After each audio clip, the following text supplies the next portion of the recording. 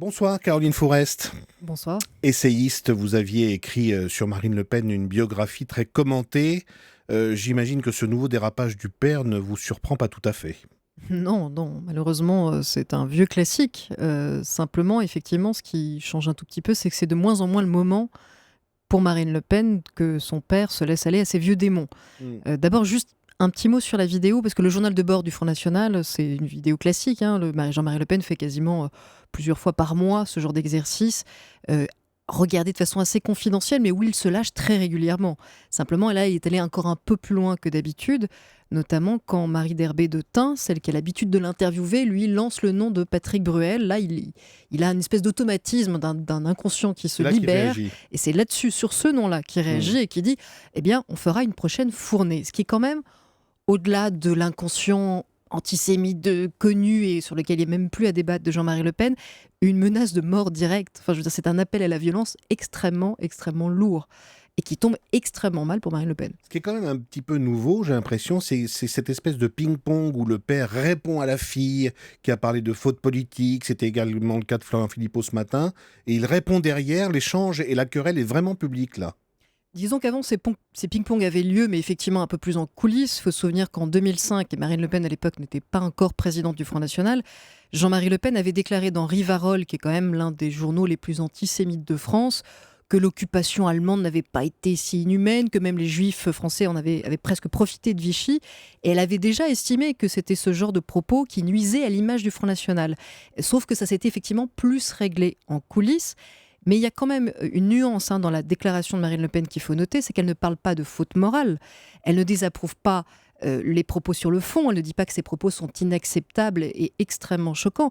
Elle dit que c'est une faute politique, c'est-à-dire une faute tactique au fond. Ce qu'elle reproche à son père, c'est d'avoir tenu des propos que les journalistes Par rapport à peuvent l'interprétation qui peut utiliser en être contre Front faite. National. Ouais. Alors là aussi, c'est intéressant parce que parler d'interprétation malveillante à propos du fait qu'on envoie au four, qu'on promette d'envoyer au four quelqu'un, c'est qu'on a quand même plus envie d'être fâché après les journalistes qu'après le fond du propos. Caroline Forest, on peut imaginer une espèce d'arrangement entre le père et la fille dans un cas comme ça.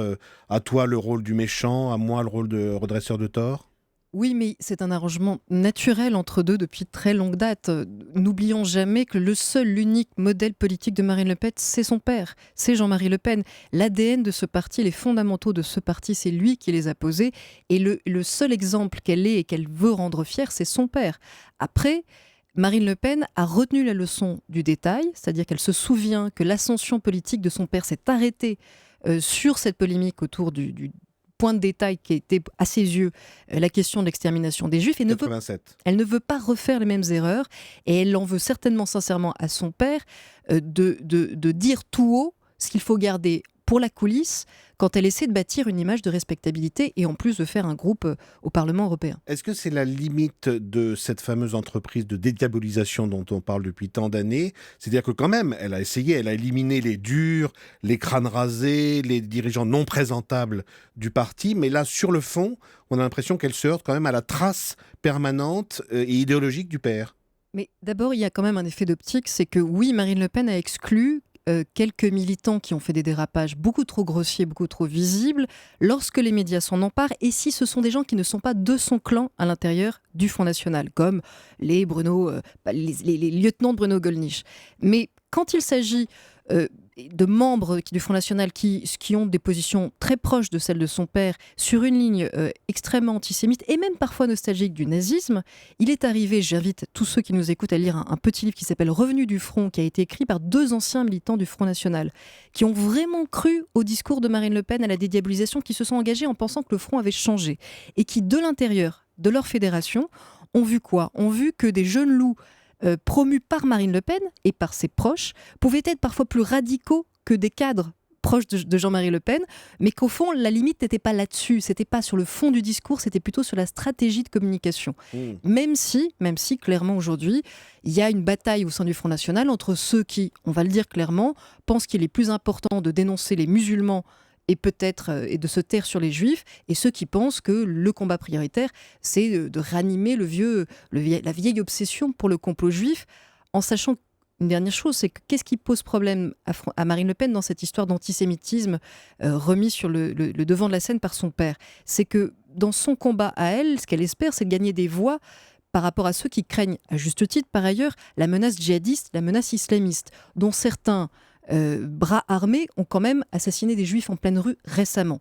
Ça n'est pas du tout bon pour elle de rappeler que l'extrême droite qu'elle représente, au fond, n'a pas que des différences avec l'islamisme, elle a aussi quelques points communs. Jean-Yves Camus, qui analyse la stratégie du Front National depuis une vingtaine d'années, estime que Marine Le Pen aura du mal à rompre totalement avec le langage et les provocations de son père, parce que, dit-il, la base du Front National est beaucoup plus en phase avec le discours de Jean-Marie Le Pen qu'avec celui de Marine Le Pen. Qu'est-ce que vous en pensez, Caroline Fourest ?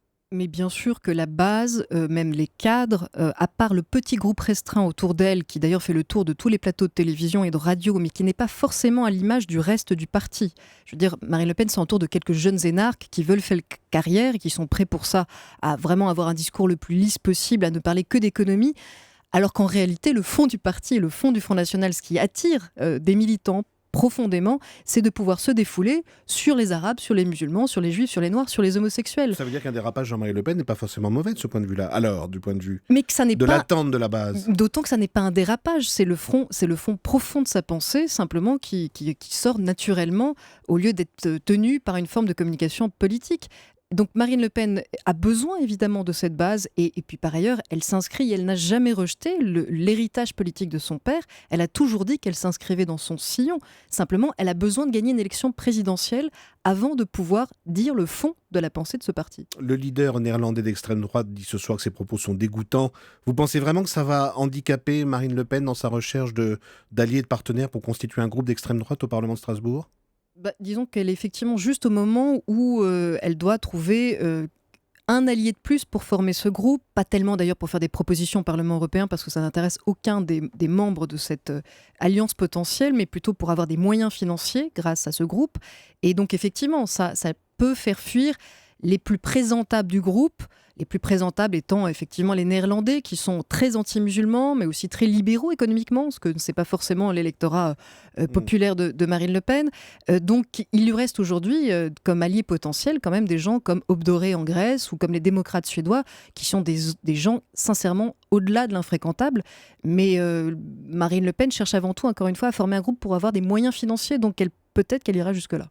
D'un mot, en se projetant un peu dans l'avenir, est-ce qu'on peut imaginer une scission entre ce Front National que Jean-Marie Le Pen qualifie de gentil en pensant à sa fille et un FN, je dirais, plus canal historique que lui défendrait ? Non, d'ailleurs, la tentative de rassemblement en bleu marine a complètement échoué. En réalité, ça n'a ramassé que quelques miettes, quelques souverainistes qui ne voulaient pas assumer l'étiquette Front National, mais qui ne représentent rien à l'intérieur de ce parti. Donc, l'ADN est là, les fondamentaux sont là, et même avec autour d'elle un petit groupe très visible et très médiatisé, Marine Le Pen ne peut pas renverser l'ADN du Front National. Et d'ailleurs, je ne suis pas sûre qu'elle le souhaite. Elle souhaite simplement que son père se taise le temps de pouvoir conquérir le pouvoir. Merci, Caroline Fourest, d'être venue dans Europe Nuit.